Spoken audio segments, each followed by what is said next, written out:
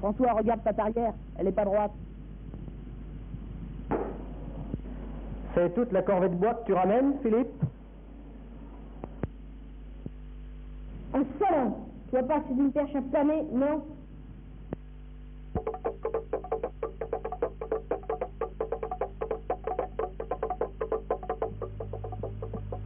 Du coup, chez les loutres, à côté, François en perd le sens de l'horizontale.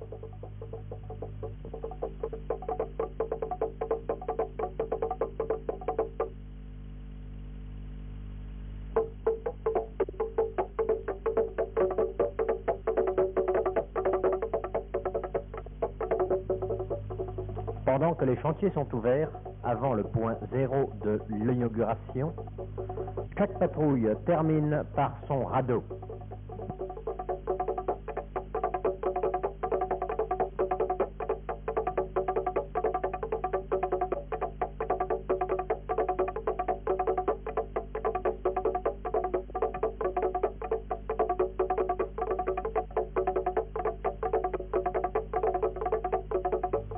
Le père, ronronnant au soleil et jouant les inspecteurs de travaux finis, ne se doute pas encore combien il lui sera plus facile de serrer consciencieusement maintenant ces braillages à mort et à sec que de les défaire quand ils auront passé 2 jours dans l'eau.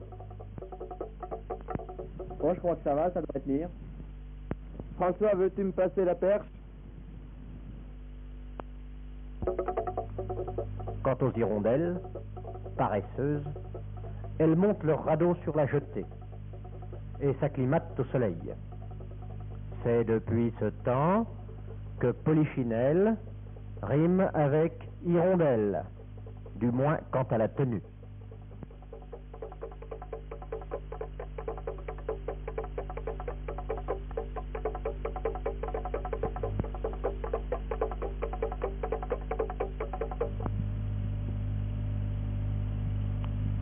Jean, lui, au loutre, a toujours été partisan du chahut pour défouler la rate avant les choses sérieuses.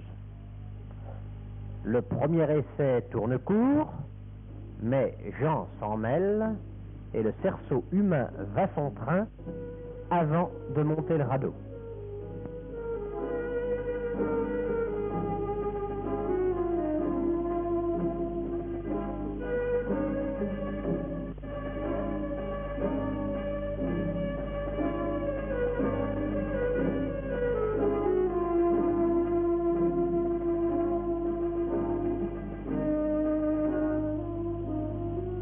Cela n'a pas encore l'air, mais néanmoins, le radeau des loutres sera parmi les plus solides.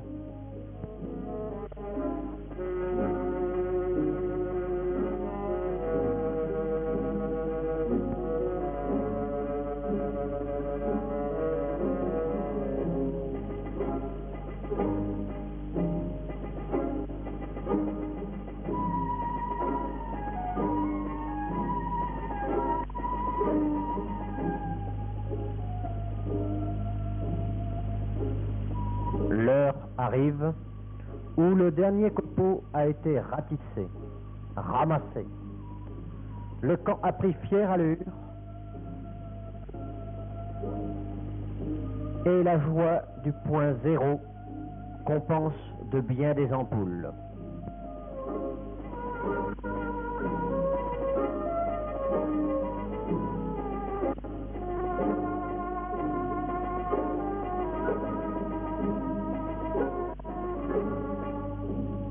Si vous voulez, donc, descendons chez Manu, qui dirige pour cette année la patrouille des guépards.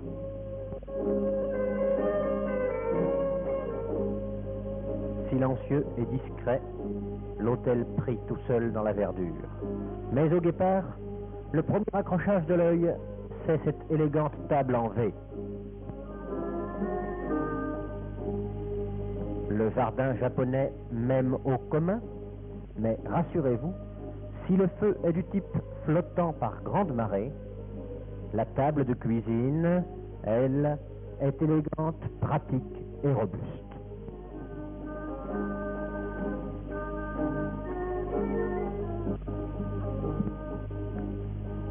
Chez les cerfs, Xavier, lui, aime tout ce qui brille, tout ce qui s'élance.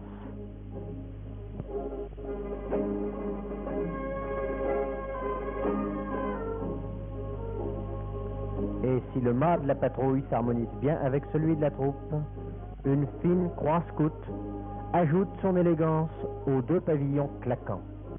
Quant au style de la table, plus massive, elle ne lui cède en rien. Et l'entrée de service des hirondelles nous montre un abri à matériel efficace, puis une table qui chante d'un triple élan.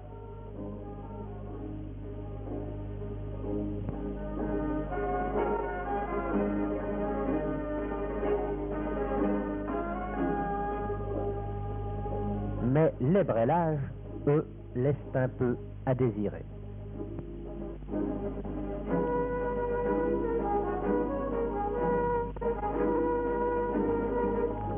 Les loutres aiment les grands pH. Ils fignolent la difficulté par une table en croix. Malgré les détails à revoir, encoche mal ajustée, brélage parfois sommaire, l'ensemble a grande allure.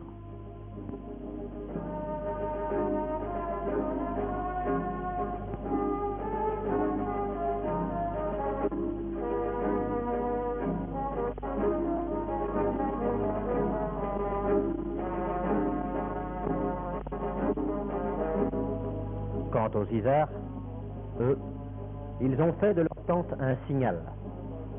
Le style est bon. L'abri à matériel est efficace.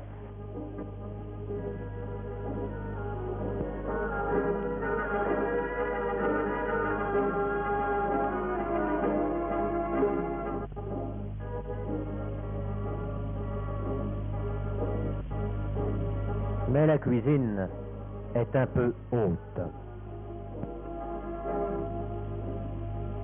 L'élégance des chefs, c'est d'abord le mât aux deux flammes. Autriche et France, fraternellement unis. Mais aussi l'auvent des tentes, à la légèreté d'une aile. Et si la technique des feux flottants n'est pas meilleure chez eux que chez les guépards, autour du vieil étendard, le pH fait son effet.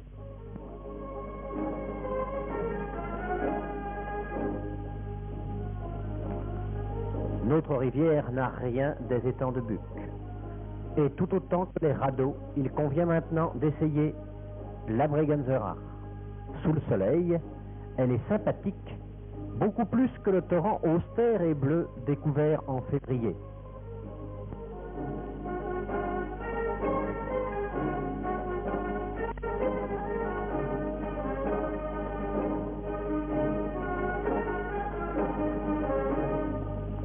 Honneur au chef. Ils s'amusent comme des fous.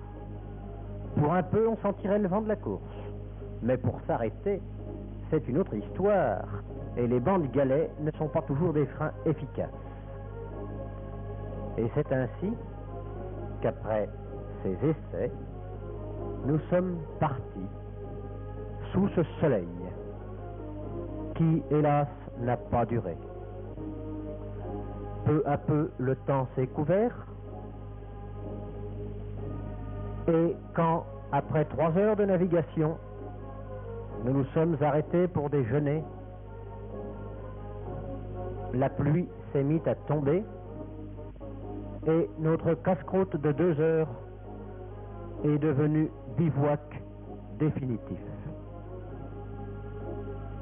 Nous ne pensions pas alors combien notre cavalerie capitaliste de voitures nous serait utile, ni combien la patrouille des vaches, grande amie des guépards, mais invité indésirable, ruinerait de tente avec la complicité du cheval.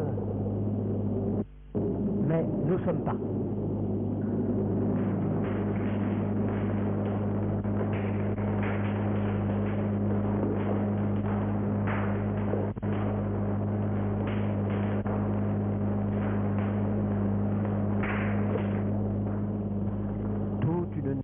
de pluie sur la grange après le dîner à la Gasthaus.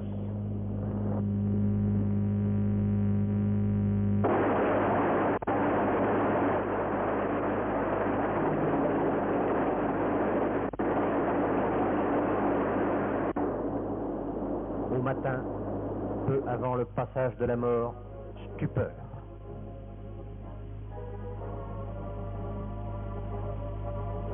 Nous retrouvons un torrent furieux de café au lait.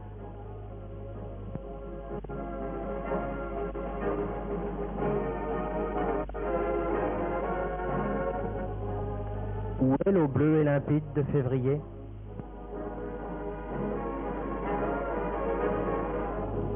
Et nous pensons que les grandes personnes sont bien malignes de franchir les fleuves de café au lait sur des ponts 3 tonnes.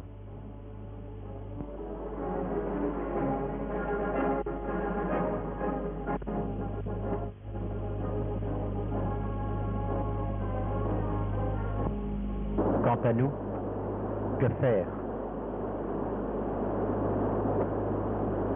L'eau coule, furieuse. La nature, elle, semble retenir son souffle, comme devant l'imminence des grandes catastrophes. Pas une feuille de mouge.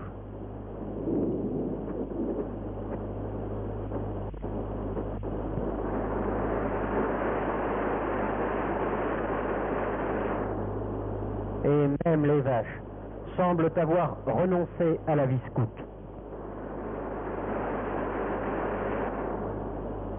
Que faire?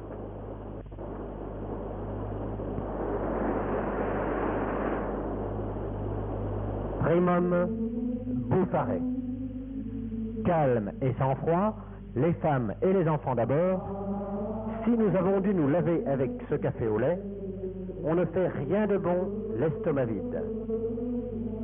Les chefs mitonnent de délicats beefsteaks aux œufs, avant les tartines beurre et miel, et le demi-litre de vrai café au lait traditionnel.